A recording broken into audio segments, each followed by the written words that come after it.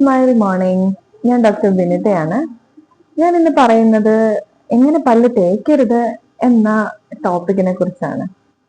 എല്ലാവരും എങ്ങനെ പല്ല് തേക്കണം, എത്ര സമയം പല്ല് തേക്കണം, എന്തൊക്കെ ഉപയോഗിക്കണം എന്നൊക്കെ പറയുമ്പോൾ എനിക്ക് നിങ്ങളോട് പറയാനുള്ളത്, നിങ്ങള് ഓവറായിട്ട് പല്ല് തേക്കരുതേ എന്നാണ്. എന്താണ് അങ്ങനെ പറയാൻ കാരണം? ഞാന് എൻ്റെ പ്രൊഫഷൻ തുടങ്ങിയ സമയത്ത് എൻ്റെ അടുത്ത് വന്നിരുന്ന പേഷ്യൻസ് അധിക പേരും പല്ല് തേക്കാത്തത് കൊണ്ടും, അതായത് അറിവില്ലായ്മ, എങ്ങനെയൊക്കെ വൃത്തിയാക്കാമെന്ന് അറിയാത്തത് കൊണ്ടും ബ്രഷിംഗ് രീതികൾ അറിയാത്തത് കൊണ്ടൊക്കെ മോണരോഗമൊക്കെ വന്ന് ബുദ്ധിമുട്ടിയ ആൾക്കാരുകളായിരുന്നു. അധികം കേടുകളും ഉണ്ടായിരുന്നു. ഇപ്പൊ ആളുകളില് പല്ല് കേട് എന്നുള്ള കണ്ടീഷൻസ് കുറവാണ്, മോണരോഗവും കുറഞ്ഞിട്ടുണ്ട് ഒരു പരിധി വരെ.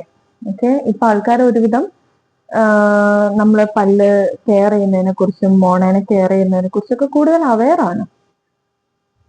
ഈ അവയർനെസ് കൂടിയതിന്റെ ഒരു പ്രശ്നമുണ്ട്. കാരണം പല്ല് തേക്കല് വളരെയധികം ബലത്തോടെ, അതായത് എത്ര ഫോഴ്സ്ഫുള്ളി ആണ് പല്ല് തേക്കേണ്ടതെന്ന് അറിയാതെ, എത്ര ടൈമാണ് പല്ല് തേക്കേണ്ടതെന്ന് അറിയാതെ നന്നായി ഒരതി പല്ല് കളയുന്ന ഒരു സാഹചര്യമാണ് ഇപ്പൊ കാണുന്നത്. അതുകൊണ്ടാണ് ഞാൻ തുടങ്ങിയത് നിങ്ങൾ ഇത്രയും പല്ല് തേക്കല്ലേ എന്ന്. കാരണം ഇപ്പം പല്ല് തേച്ചുണ്ടാകുന്ന ഒരു വലിയ പ്രശ്നമാണ് സെർവൈക്കൽ അബ്രഷൻ എന്ന് ഞങ്ങളുടെ ടേംസിൽ പറയുന്നത്. എന്താണെന്ന് വെച്ച് കഴിഞ്ഞാല്, നമ്മളുടെ പല്ലിന്റെ മോണയുടെ സൈഡിലായിട്ട് വരുന്ന ഒരു ഏരിയയില് പല്ലിന് തേയ്മാനം വരുന്ന കണ്ടീഷനെയാണ് സെർവൈക്കൽ അബ്രഷൻ എന്ന് പറയുന്നത്. ഇതിന് മെയിൻ റീസൺ നമ്മുടെ പല്ല് തേപ്പ് ശരിയില്ലാത്തതാണ്. അതായത് നമ്മൾ പൊതുവെ ഇങ്ങനെ പല്ല് തേക്കുക, ഡോക്ടർ പറഞ്ഞിട്ടുണ്ട് 2 നേരം പല്ല് തേക്കണം, നന്നായിട്ട് പല്ല് തേക്കണം, ഇത്രമാത്രമുള്ള അറിവാണ് എല്ലാവർക്കും ഉള്ളത് അല്ലെ. അപ്പം നേരെ നമ്മള് പേസ്റ്റ് ഒക്കെ എടുത്ത് നമ്മൾ തുടങ്ങുക. അവിടെ കഴിഞ്ഞ ഇത് തന്നെ, പിന്നെ ഇവിടെ കഴിഞ്ഞ പിന്നെ ഇത് തന്നെ, പിന്നെ ഇങ്ങനെ വാ തുറക്കുന്നു, തേക്കുന്നു, കഴുകുന്നു, പല്ലുതേപ്പ് കഴിഞ്ഞു. പക്ഷേ ഈ എത്ര സമയം വരെ നിൽക്കും എന്നുള്ളതാണ്. ഒരുപാട് സമയം ഇങ്ങനെ പല്ല് ഒരതി കഴിഞ്ഞിട്ടുണ്ടെങ്കിൽ, ഇതേ രീതിയിൽ പല്ല് ഒരതുവാണെങ്കിൽ നമ്മളുടെ പല്ലിനൊരു പ്രത്യേകതയുണ്ട്. പല്ലിന്റെ ഏറ്റവും പുറമെയുള്ള ഭാഗമാണ് enamel. Enamel strongest part of the ബോഡിയാണ്. ആ ഇനാമൽ വീക്ക് ആവുന്ന ഒരു സ്ഥലമുണ്ട്. അതായത് ഈ പല്ലിന്റെ വേരിനോട് ചേർന്ന് മോണയോട് ചേർന്ന ഭാഗം, അവിടെ ഇനാമലിന്റെ കട്ടി വളരെ കുറവാണ്. നമ്മൾ ഇങ്ങനെ പല്ല് തേച്ചുകൊണ്ടിരിക്കുമ്പോൾ മോണ ഇഞ്ചേർഡ് ആവുകയും, ഇഞ്ചേർഡ് എന്ന് പറയുമ്പോൾ വലിയ വലിയ മുറിവുകളൊന്നുമല്ല, മോണയ്ക്ക് ഡിസ്റ്റർബ് ആവുകയും മോണ പതുക്കെ പിറകോട്ട് വലിയാൻ തുടങ്ങുകയും ഈ ഇനാമലിന്റെ ജംഗ്ഷൻ, ഈ വേരിന്റെ ജംഗ്ഷനിൽ പല്ലിന് തേയ്മാനം സംഭവിക്കുകയും ചെയ്യും. അപ്പം നമ്മൾ ഈ രീതിയിൽ പല്ല് തേക്കുമ്പോൾ നമ്മൾ മോണേനെ വല്ലാതെ ഉരതുകയും അതേപോലെ തന്നെ ഈ ജംഗ്ഷൻ ഭാഗത്തുള്ള ഇനാമലിനെ തേയ്മാനം വരുത്തുകയും ചെയ്യുന്നതിന്റെ ഭാഗമായിട്ട് ഇവിടെയെല്ലാം ട്രയാങ്കിൾ, ത്രികോണാകൃതിയില് വെട്ടുകൊണ്ടുപോലെ ഒരു രീതിയാണ് കാണുന്നത്.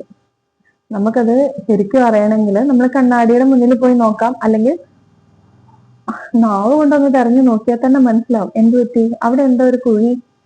അപ്പൊ ആൾക്കാര് ഇവിടെ വരാറ് സെൻസിറ്റിവിറ്റി കൊണ്ടാണ്. ഡോക്ടറെ ചൂട് വയ്യ, തണുപ്പ് തീരെ വയ്യ, കാരണം ഇപ്പൊ സമ്മർ സീസൺ തുടങ്ങി, അപ്പൊ തീരെ തണുപ്പ് വായിലേക്ക് ആക്കാൻ വയ്യ, വേണ്ട സാധാരണ വായി കഴുകുന്ന വെള്ളം പോലും ആക്കാൻ വയ്യ എന്ന് പറഞ്ഞിട്ടാണ് വരിക.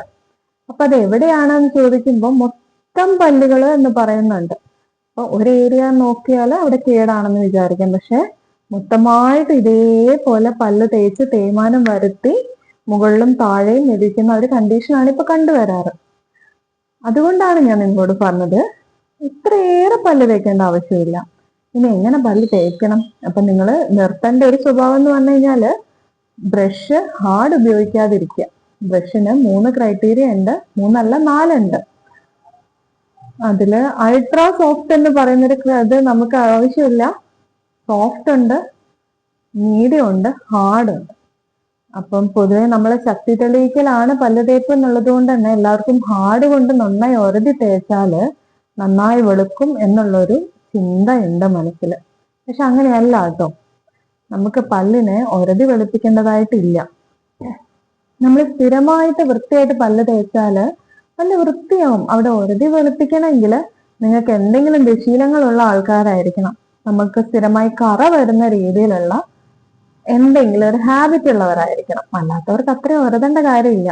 അപ്പൊ ഞാൻ പറഞ്ഞു വരുന്നത് എന്താന്ന് വെച്ച് കഴിഞ്ഞാല് എങ്ങനെ പല്ല് തേക്കാം. ഓക്കെ, നമ്മൾ പല്ല് തേക്കുമ്പോൾ നിങ്ങൾ സ്ഥിരം ചെയ്യുന്നത് പോലെ വായ അടച്ചു വെച്ചിട്ട് പല്ല് തേക്കാതിരിക്കുക. വാ പതുക്കെ തുറന്നു പിടിക്കുക. തുറന്നു പിടിച്ചതിന് ശേഷം ബ്രഷ് എങ്ങനെ എടുക്കണം? മീഡിയം അല്ലെങ്കിൽ സോഫ്റ്റ് ബ്രഷ് എടുക്കാം. നമുക്ക് ഹാർഡിന്റെ ആവശ്യമില്ല കേട്ടോ. മീഡിയം അല്ലെങ്കിൽ സോഫ്റ്റ് ബ്രഷ് ഹെഡ് എപ്പോഴും ഇതുപോലെ ഓവൽ ഹെഡ് ആയിരിക്കണം. കോഴിമുട്ടയുടെ ആകൃതിയിലുള്ള ബ്രഷ് ഹെഡ് ആവുന്നതാണ് നല്ലത്. ബ്രിസിൽസ് ഇതുപോലെ സ്ട്രെയിറ്റ് ആയിരിക്കുന്നതാണ് നമുക്ക് ഏറ്റവും നല്ലത്. അപ്പം ഈ ബ്രഷ് എടുക്കുക, ഇതിൽ പേസ്റ്റ് എടുക്കുക. പേസ്റ്റ് ബ്രഷിന്റെ ഹെഡ് മുഴുവൻ നിറച്ചെടുക്കണം എന്നല്ല കേട്ടോ. നമുക്കൊരു പയറുമണിയുടെ വലുപ്പത്തിൽ മതി പേസ്റ്റ്. പേസ്റ്റ് എപ്പോഴും ഒരു ബഫറിങ് ആക്ഷനെ തരുന്നുള്ളൂ. നമുക്കൊരു പത ക്രിയേറ്റ് ചെയ്യുന്നു, ഒരു സ്മൂത്ത്നെസ് തരുന്നു, പിന്നെ ഒരു നല്ല സ്മെല്ല്, ഇതൊക്കെയാണ് നമുക്കൊരു നല്ല ഫീല് തരും. ഓക്കെ, ഇതാണ് പേസ്റ്റിന്റെ മെയിൻ ആക്ഷൻസിൽ വരുന്നത്. അപ്പൊ നമ്മൾ എടുത്തതിന് ശേഷം എന്ത് ചെയ്യാ? വാ തുറന്ന് വെച്ച് ബ്രഷ് നിങ്ങൾക്ക് കാണാം. ബ്രഷ് വെക്കുമ്പോ 3 പല്ല് കവർ ചെയ്തതായിട്ട് കാണാം അല്ലേ? അങ്ങനെ പിടിച്ചതിന് ശേഷം ചെറിയ രീതിയിൽ നമ്മൾ മോണയിലേക്ക് ഒന്ന് ചെരിച്ച് പിടിക്കണം. അതിനുശേഷം പതുക്കെ ഒന്ന് റൗണ്ട് ആയിട്ട് മോണയിൽ നിന്ന് തടവി കൊടുക്കണം. ഇത് മോണയ്ക്ക് നല്ലൊരു മസാജാണ് കേട്ടോ. ഇത് അമർത്തി തടവി മോണയുടെ തൊലി പൊളിച്ച് കളഞ്ഞിട്ട് എന്നോട് വന്ന് കംപ്ലൈന്റ് പറഞ്ഞേക്കല്ലേ. പതുക്കെ വേണം, കാരണം മോണ അത്രയ്ക്ക് സോഫ്റ്റ് ആയിട്ടുള്ള ഭാഗമാണ്. പല്ലിന്റെ അത്രയും ബലം മോണയ്ക്കില്ലല്ലോ. അതിനുശേഷം എന്ത് ചെയ്യണം? ബ്രഷ് നേരെ താഴോട്ട്. കണ്ടോ? ഇങ്ങനെയാണ് പല്ല് തേക്കേണ്ടത്. അതൊരു 3 സ്ട്രോക്ക് ചെയ്യാം. 1, 2, 3. ഇങ്ങനെ ചെയ്യുമ്പോൾ നമ്മളെ പല്ലുകളുടെ ഇടയിലൂടെ എല്ലാം ഈ ബ്രിസിൽസ് പോവുകയും ഇടയിലുള്ള ഭക്ഷണ സാധനങ്ങളെല്ലാം പോവുകയും ഒക്കെ ചെയ്യും. ക്ലീൻ ആയിട്ടിരിക്കും. അടുത്ത 3 പല്ലിനെ ഫോക്കസ് ചെയ്യുന്നു. മോണനെ പതുക്കെ ഒന്ന് തടവി സമാധാനിപ്പിക്കുന്നു. അതിനുശേഷം താഴോട്ട് 3 പ്രാവശ്യം നമ്മൾ പല്ല് തേക്കുന്നു. ഇതിങ്ങനെ തുടർന്ന് പോവുക. എല്ലാ ഭാഗവും ഇങ്ങനെ തന്നെ ചെയ്യാം. ഇനി താഴെ ചെയ്യുമ്പോഴോ താഴെയും ഇതേപോലെ തന്നെ മോണേനെ ഒഴിഞ്ഞു കൊടുക്കുക. മുകളിലോട്ട് പതുക്കെ തേക്കുക. ഓക്കെ, ഈ രീതിയിൽ ബ്രഷ് ചെയ്യുക. ഇനി അകത്ത് എങ്ങനെ തേക്കുക? സെയിം രീതിയാണ് കേട്ടോ. പുറത്തേക്ക് ചവയ്ക്കുന്ന ഭാഗം നിങ്ങൾ തേക്കുന്നത് പോലെ തന്നെയാണ്. നിങ്ങൾ ചെയ്യുന്നത് കറക്റ്റാണ്. ഇതേപോലെ തന്നെ മുന്നോട്ട് കൊണ്ടുപോകാം. താഴെയും അതേപോലെ തന്നെ തേക്കും. നമ്മൾ എപ്പോഴും ശ്രദ്ധിച്ചു കഴിഞ്ഞാല് നമ്മള് പല്ലിന് അഴുക്ക് കൂടുതലായിട്ട് കാണുന്ന ഭാഗമാണ് താഴെ ഈ ഒരു ഏരിയ. അവിടെ അഴുക്ക് കൂടുന്നതിന് കാരണം നിങ്ങളെ പല്ല് തേപ്പ് ശരിയില്ലാത്തത് ഒരു റീസൺ ആണെങ്കിൽ പോലും വേറൊന്ന് എന്ന് പറഞ്ഞാൽ നമുക്ക് വായിൽ ഉമിനീർ ഗ്രന്ഥികളുണ്ട്. ഈ ഉമിനീർ ഗ്രന്ഥികള് വായിലേക്ക് ഉമിനീര് പുറത്തേക്ക് തരുന്ന ഭാഗം ഓപ്പൺ ചെയ്യുന്ന ഒരു ഉമിനീർ ഗ്രന്ഥിയുടെ, അതായത് നമുക്ക് 2 പെയറുള്ള സബ്ലിംഗ്വൽ ഉമിനീർ ഗ്രന്ഥിയുടെ വാൽ ഓപ്പൺ ആവുന്ന സ്ഥലമാണ് നമ്മളുടെ ഈ 4-5 പല്ലുകളുടെ അടിഭാഗത്ത്. ആ ഉമിനീർ ഗ്രന്ഥിയിൽ നിന്ന് പുറത്തു വരുന്ന ഉമിനീരില് എന്തൊക്കെ ഉണ്ടാവും? സാൾട്ടുകളുണ്ട്. ഈ സാൾട്ടുകള് ഈ ഉമിനീരിൽ നിന്ന് അടിഞ്ഞുകൂടുന്ന ഭാഗമാണ് ഈ ഒരു പല്ലിന്റെ ഏരിയയില്. അപ്പൊ ആ ഏരിയയില് ഡെയിലി ഉമിനീർ വന്നുകൊണ്ടേ ഇരിക്കണം. ഉമിനീർ നിൽക്കുന്നില്ല അല്ലെ? നമുക്ക് ആ സ്ഥലത്ത് ഇത് വല്ലാതെ അടിഞ്ഞുകൂടുന്നതായിട്ട് കാണാറുണ്ട്. അപ്പം അതുകൊണ്ടാണ് അവിടെ വെള്ള കളറിൽ നമുക്ക് കാൽക്കുലസ് ഫോം ചെയ്യുന്നത്. കൂടാതെ നമ്മൾ ക്ലീൻ ആക്കിയില്ലെങ്കിൽ അത് കൂടുതൽ അടിഞ്ഞു കൂടുക ചെയ്യും. ഇത് ക്ലീൻ ആവുന്നില്ല അല്ലെ? ഈ അടിഞ്ഞു കൂടുന്നപ്പോ ഞാനിത് എടുത്തു പറയാൻ കാരണം എന്താ? നിങ്ങൾ ഇവിടെ കൂടുതൽ ശ്രദ്ധിക്കണം, കൂടുതൽ ക്ലീൻ ചെയ്യണം എന്നുള്ളത് കൊണ്ടാണ്. ഇവിടെ ക്ലീൻ ചെയ്ത് നന്നായിട്ട് വെക്കേണ്ടതിന്റെ റീസൺ ആണ് ഞാൻ പറഞ്ഞു തന്നിരിക്കുന്നത്. ഇനി നമ്മൾ പല്ലെല്ലാം നന്നായിട്ട് ബ്രഷ് ചെയ്യുന്നുണ്ട്, ഇത് പറഞ്ഞ പോലെയൊക്കെ ചെയ്യുന്നുണ്ട്, എന്നാലും എനിക്ക് അവിടെയൊക്കെ ഇങ്ങനെ അഴുക്കാണല്ലോ ഡോക്ടറെന്ന് സങ്കടപ്പെടുന്നവർക്കുള്ള ഉത്തരമാണ് ഞാനിപ്പോ പറഞ്ഞത്. അപ്പം നമ്മൾ ശ്രദ്ധിക്കുക, ഇതേപോലെ നന്നായിട്ട് ക്ലീൻ ചെയ്യാനായിട്ട് ശ്രദ്ധിക്കുക. കൂടാതെ നിങ്ങളെ ബ്രഷ് ഹാർഡ് ആവാതിരിക്കാനും ശ്രദ്ധിക്കുക. ഓക്കെ, അൾട്രാ സോഫ്റ്റിന്റെ ആവശ്യം നമുക്കില്ല. വല്ലാതെ മോണരോഗം വന്ന് സർജിക്കൽ കണ്ടീഷൻസിലേക്കൊക്കെ പോകുന്ന ആൾക്കാർക്കാണ് നമ്മൾ അൾട്രാ സോഫ്റ്റ് പ്രിഫർ ചെയ്യാം. അപ്പൊ നമുക്ക് ആ ഒരു അവസ്ഥ ഇല്ലല്ലോ. നമുക്ക് ആദ്യം മോണയിനെയും പല്ലിനെയും ഹെൽത്തി ആയിട്ട് വെക്കുന്ന രീതിയിൽ എങ്ങനെ ബ്രഷ് ചെയ്യാം എന്നുള്ളതാണ്. ഓക്കെ, അപ്പൊ നിങ്ങൾ എങ്ങനെ ബ്രഷ് ചെയ്യരുത് എന്ന് ഞാൻ തുടങ്ങിയത് ഞാനൊന്ന് അവസാനിപ്പിച്ചോട്ടെ. നിങ്ങൾ ഒരുപാട് അമർത്തി പല്ല് തേക്കാതിരിക്കുക.